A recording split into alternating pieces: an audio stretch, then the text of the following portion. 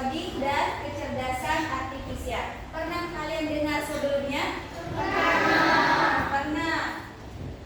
Apa itu coding dan kecerdasan artifisial?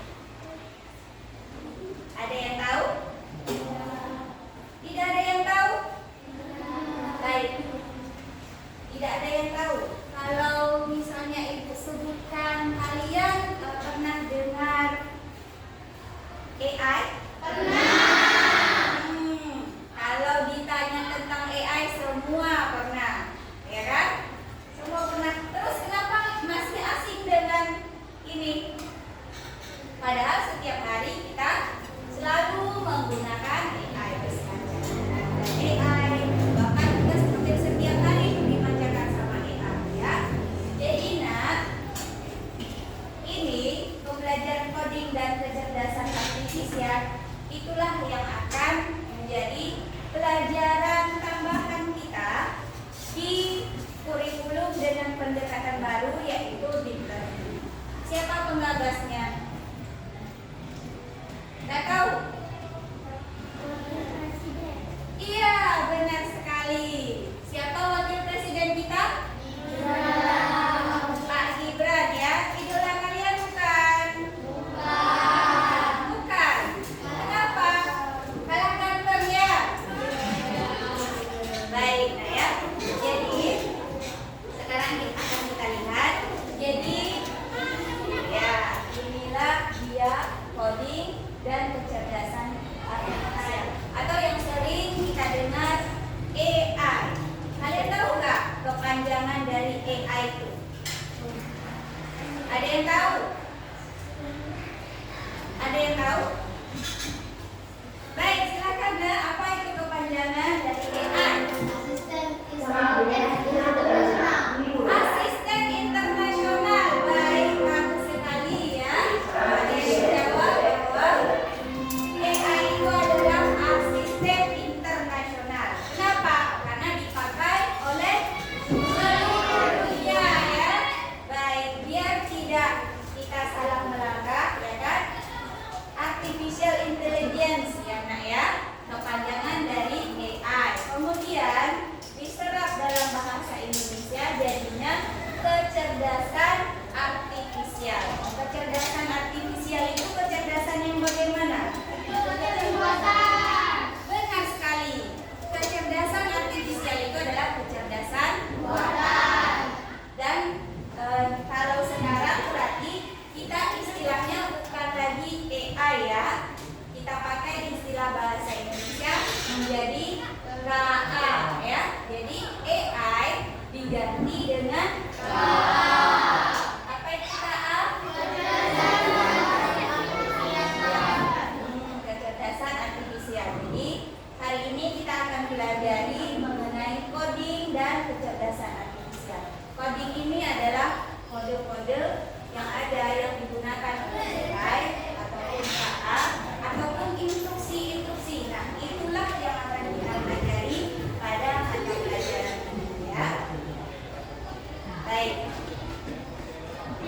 Nah, tujuan pembelajaran kita hari ini adalah menghubungkan pengetahuan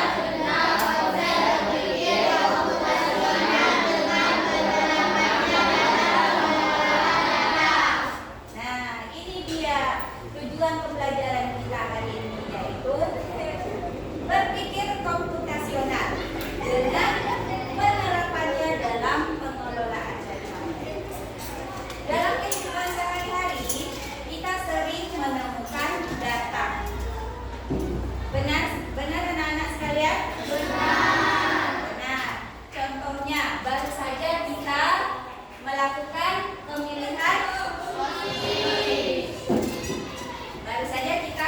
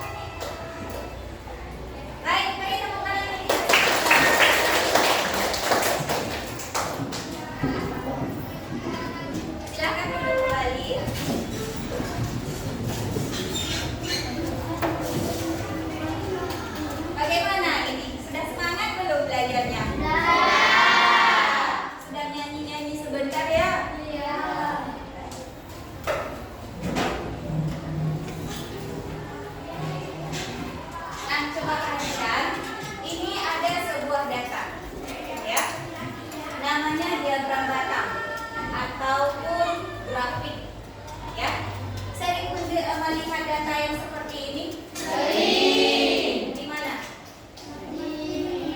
Di matematika. Di lembar ujian ya, benar sekali. Nah, di mana lagi? Di komputer ya. Baik. Berarti data yang seperti ini sudah tidak asing lagi ya bagi kita dalam kehidupan sehari-hari. Jadi kita bisa saja menemukan data-data seperti ini di dalam kehidupan kita sehari-hari. Nah, sekarang coba perhatikan data ini ya. Kemudian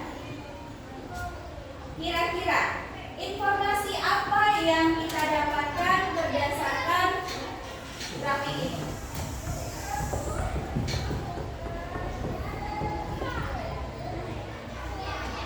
Ada informasi apa?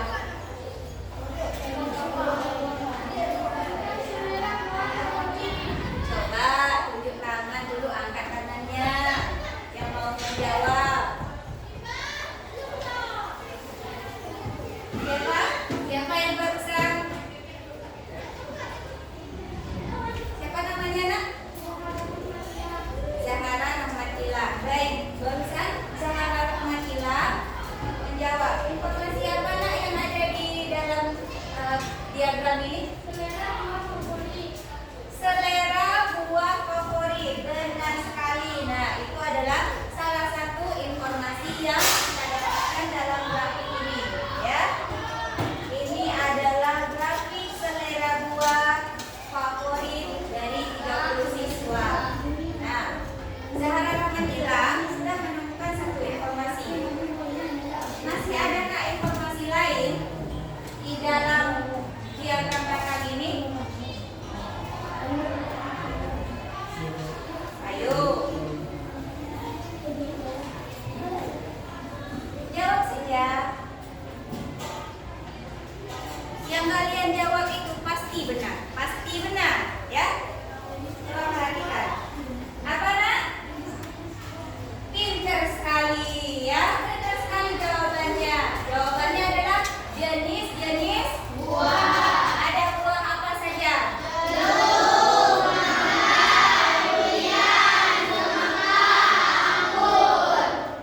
Sudah Ibu katakan ya kan? Jawab ya kan? Pasti benar karena informasi adanya di sini. Baik, tadi selera buah sudah, jenis buah sudah ada yang menjawab. Masih ada informasi lain nggak kira-kira? Coba angkat tangan. Apa? Ya, coba jawab. Tadi Ibu mendengar jawabannya apa? Paling banyak siswa menyukai buah jeruk. Benar kan? Ditandai oleh grafiknya yang paling tinggi ya. Ini tinggi ya namanya ya. Yang paling kanan. Baik, benar sekali informasinya ya. Ada lagi nggak informasi yang ada di dalam grafik ini? Masih banyak ini. Coba sebutkan. Jangan malu-malu. Ada lagi? Apa, Nak? Ya. Baik, jenis buah dan jumlah apa? Jumlah siswa. Benar sekali. Nah ya, jenis buahnya ada, jumlah siswanya ada. Sekarang kita tanyakan, ada berapa jumlah siswanya? 30. Berapa? 30. Iya, 30 ya. Ada lagi nggak informasi yang ada di dalam sini? Ada. Apa lagi? Persentase selera buah favorit 30 siswa. Dari 30 siswa itu apakah persentasenya sama? Tidak.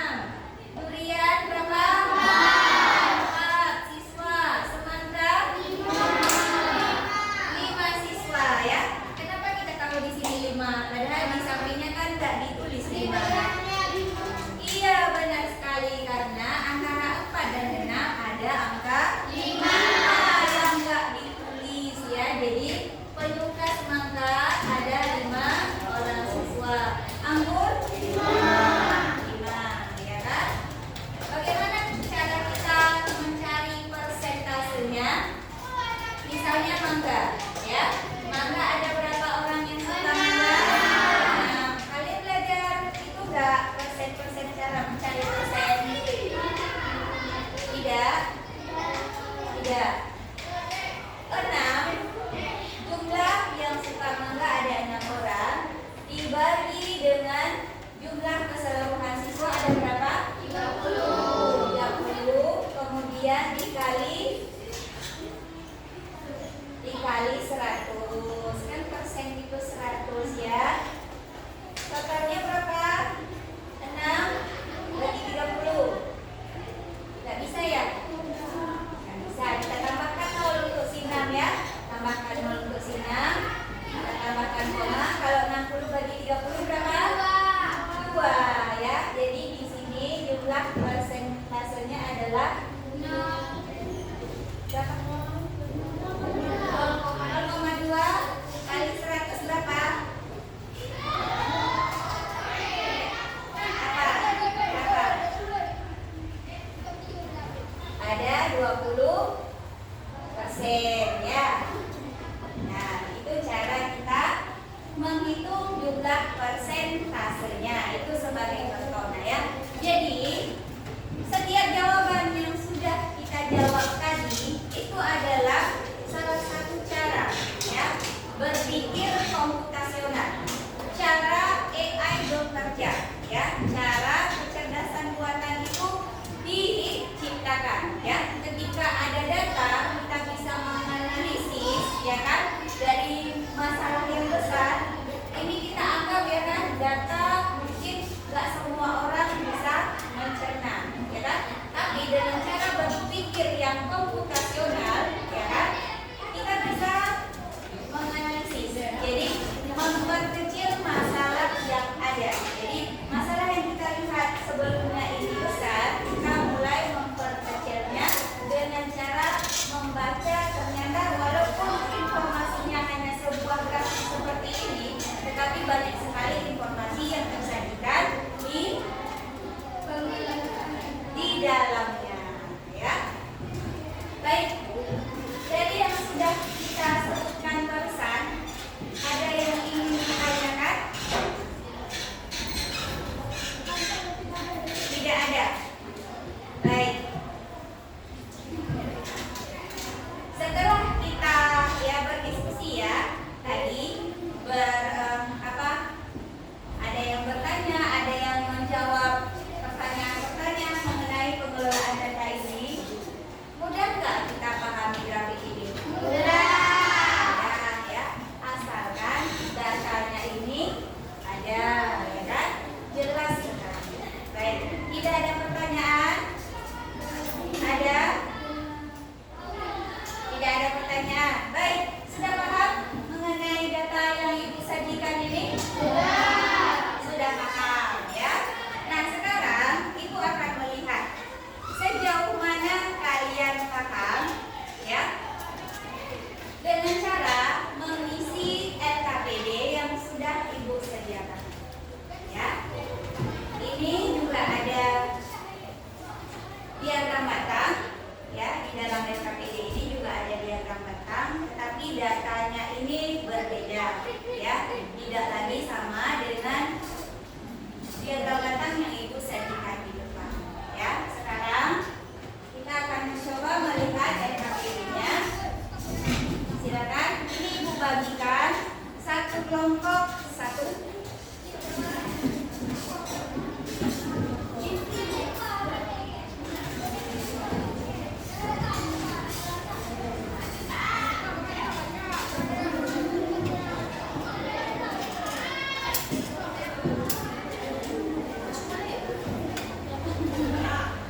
Ada yang belum dapat?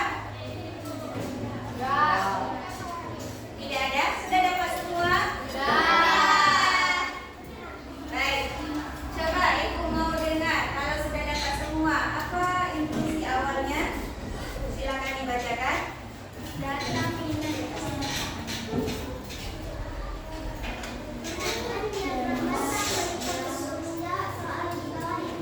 Baik, sudah dapat semua ya.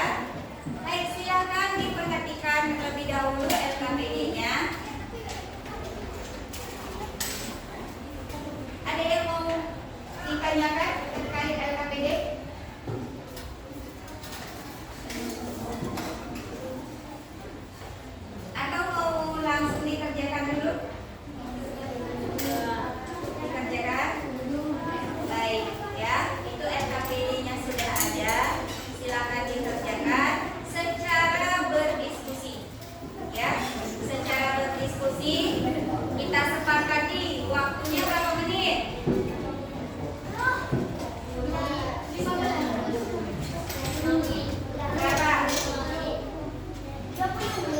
20 menit ya. 20 menit. Baik, 20 menit dari sekarang. Silakan dikerjakan dengan cara berdiskusi. Apabila ada yang kurang paham, silakan ditanyakan.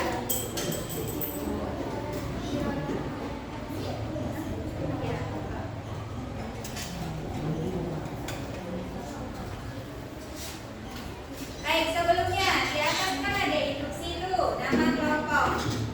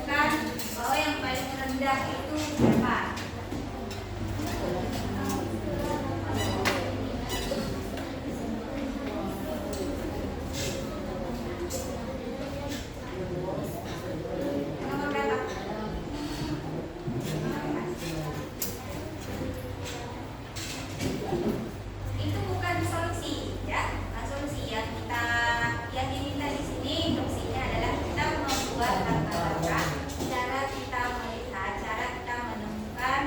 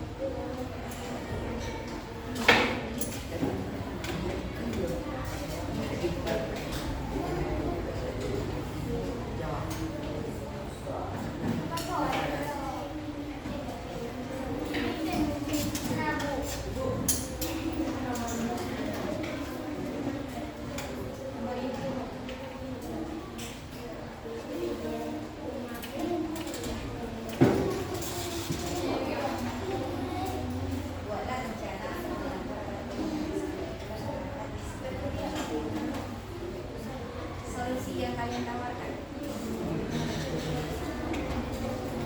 Solusi yang kalian tawarkan untuk meningkatkan koordinasi selama mingguan itu menjadi baik.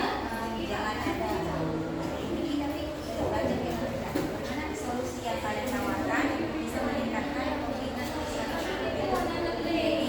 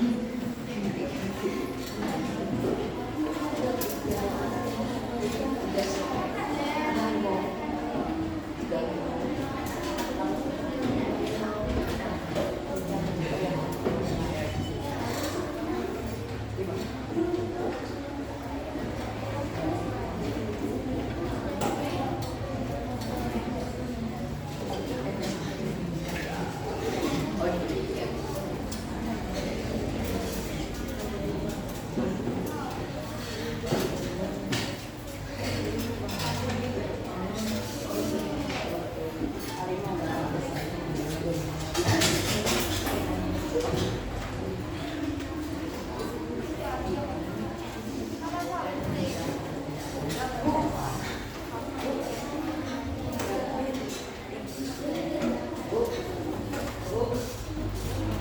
apa yang kalian berikan supaya pembinaan instansi mulai itu mengatasi kehadiran ini, ya?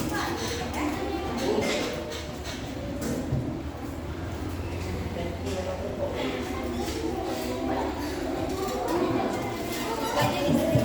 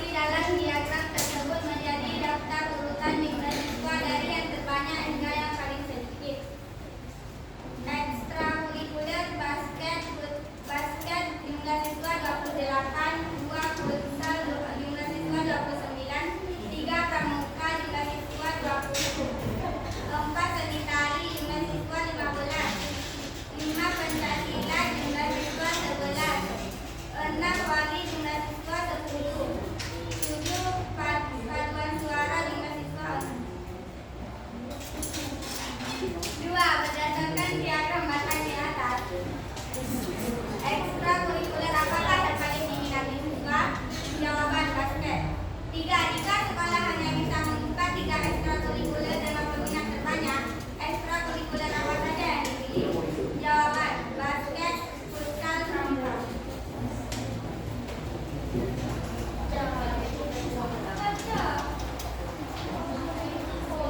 Keempat, susun langkah-langkah untuk menentukan ekstrakurikuler dengan jumlah peminat paling sedikit. 1. Melihat datanya. 2. Perhatikan diagram batang. 3. Perhatikan jumlah siswa dan jenis ekstrakurikuler. 4. Melihat yang mana yang paling tinggi dan yang mana yang paling rendah. 5. Buatlah rencana untuk mengatur agar peminat ekstrakurikuler merata di semua jenis kegiatan. 1. Mengatakan dengan baik-baik dan sungguh-sungguh. 2. Menjelaskan dengan jelas agar mereka tahu dan mau mengikutinya. 3. Memberi informasi yang baik dan jelas.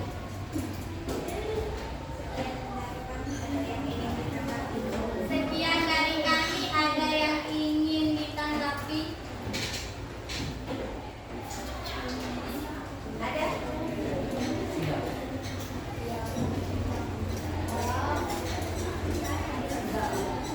Tidak ada? Hanya ini presentasi kami. Kami akhiri dengan Assalamualaikum warahmatullahi wabarakatuh. Waalaikumsalam warahmatullahi wabarakatuh. Beri tepuk tangan untuk kelompok. Berapa nilai kita kasih untuk kelompok pelatih? 60. Berapa? Aku tidak tahu.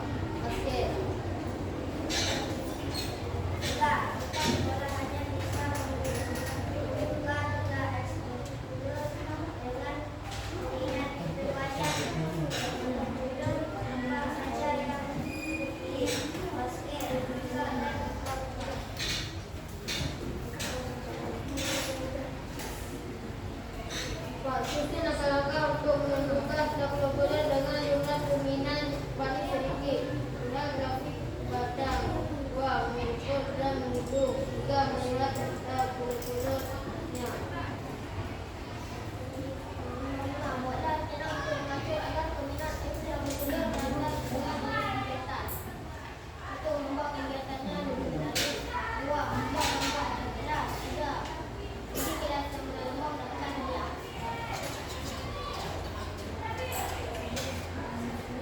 Sekian dari kelompok kami yang ada banyak bertanya.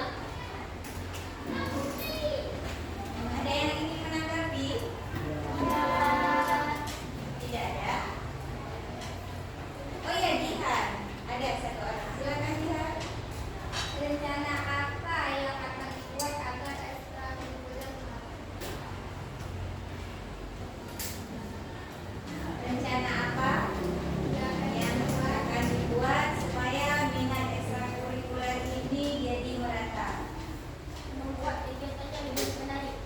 Membuat kegiatannya lebih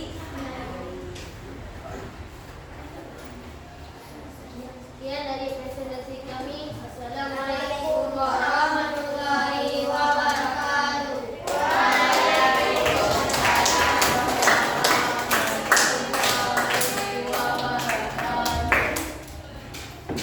baik. Bagus sekali jawaban dari kelompok Sri Saya Busaya.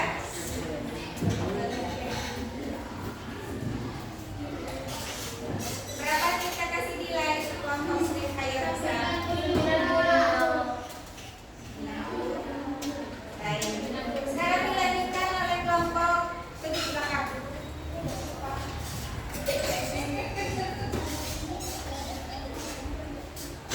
Apa nama kelompoknya? Cristiano Ronaldo, ya. Sudah rapi semua bajunya.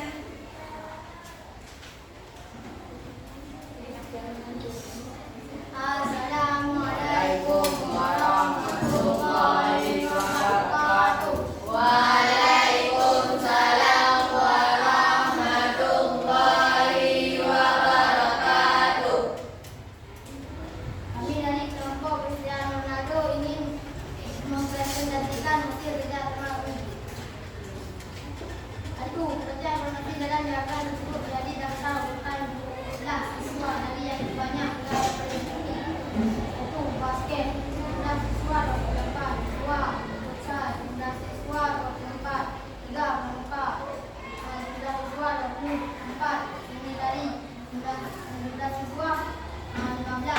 Lima, pecah silat, 12 siswa 12. Enam, voli, 12 siswa 10. Tujuh, paduan suara 4. Dua, berdasarkan kiasda muatan di atas ekstrakurikuler akan memiliki basket. Tiga, kita sekolah yang tidak mempelajari ekstrakurikuler dengan menggunakan ekstrakurikuler atau pelajaran basket, futsal,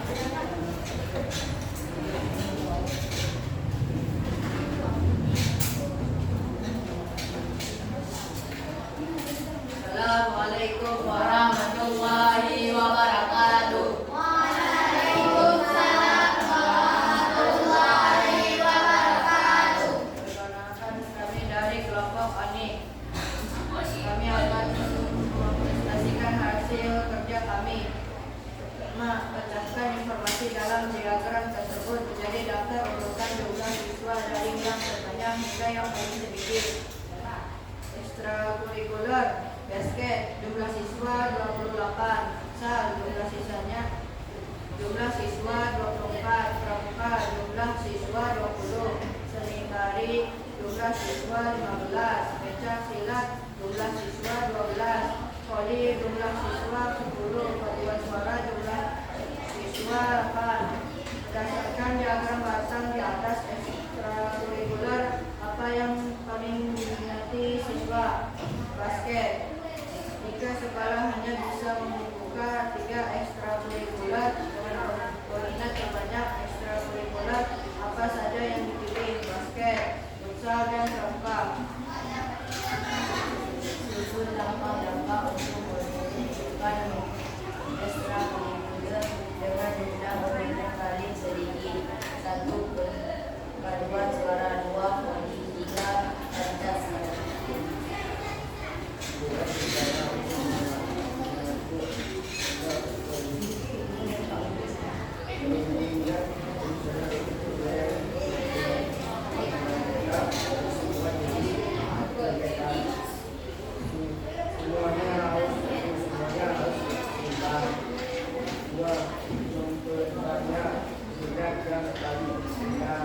Menjaga semangat di semua jenis kegiatan.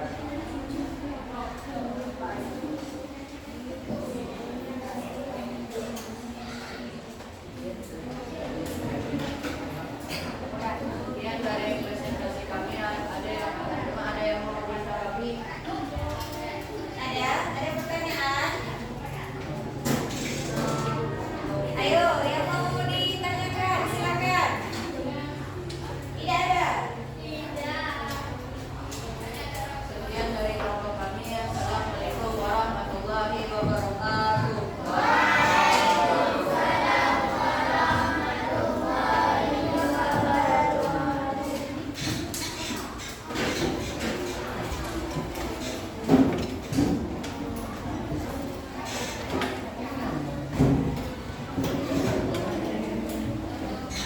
Kita lanjut. Silakan.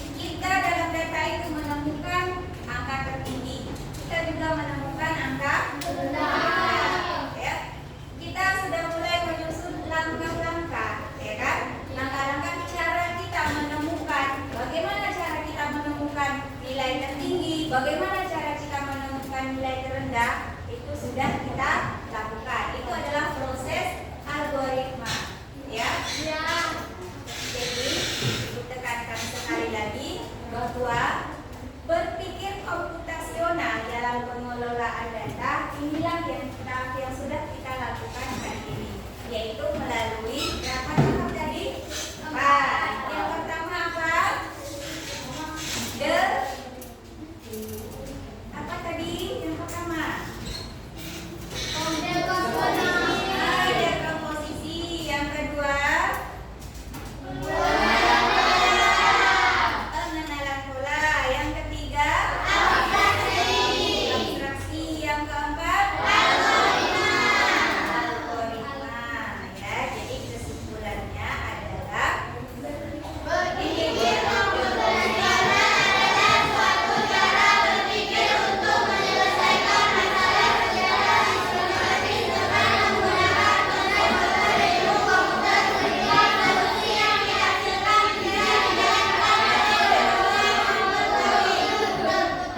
ya, jangan lupa ya, komputasional. Komputer itu diciptakan meniru cara berpikir manusia. Ya, cara pengelolaan data manusia. Jadi, siapa lebih hebat, komputer atau manusia? Manusia.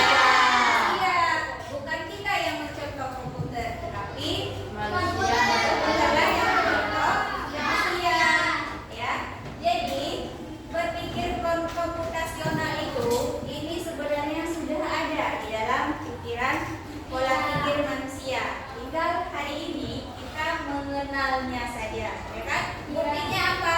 Tadi kita sudah menyelesaikan, ya kan, masalahnya, mulai dari dekomposisi, pengelolaan data, abstraksi sampai ke algoritma. Ya. Jadi ini dia. Nah,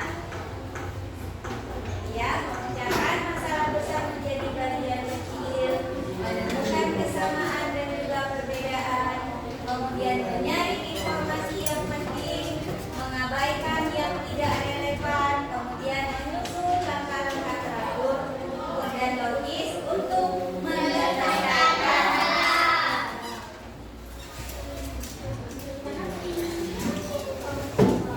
Baik. Terima kasih, ya kan? Terima kasih. Baik, sekian pembelajaran coding dan kecerdasan artifisial untuk hari ini. Insya Allah, lain kesempatan kita bertemu lagi dalam materi berikutnya. Ya.